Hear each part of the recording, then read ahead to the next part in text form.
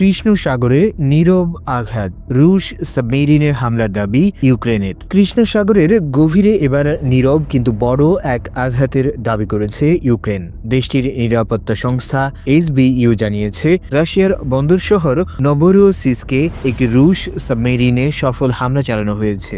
SBU এর ভাষ্য অনুযায়ী পানির নিচে চালিত বিশেষ ড্রোন ব্যবহার করে এই হামলা করা হয়। শক্তিশালী বিস্ফোরণে সাবমেরিনটির গুরুত্বপূর্ণ প্রযুক্তিগত অংশ মারাত্মকভাবে ক্ষতিগ্রস্ত হয়, যার ফলে জাহাজটি কার্যত অচল হয়ে পড়েছে। ইউক্রেনের দাবি, এই সাবমেরিনটি আগেও কৃষ্ণ সাগর অঞ্চল থেকে ইউক্রেনের দিকে ক্যালিব্রো ক্রুজ ক্ষেপণাস্ত্র নিক্ষেপে ব্যবহৃত হয়েছিল, তাই এটিকে লক্ষ্যবস্তু করা ছিল কৌশলগতভাবে গুরুত্বপূর্ণ। রাশিয়া আনুষ্ঠানিকভাবে এখনও এ বিষয়ে বিস্তারিত প্রতিক্রিয়া জানায়নি। তবে এই হামলার দাবি সত্য হলে কৃষ্ণ সাগরে নৌযুদ্ধে এটি হতে পারে ইউক্রেনের অন্যতম বড় সাফল্য, যা যুদ্ধের গতিপথে নতুন মাত্রা যোগ করতে পারে।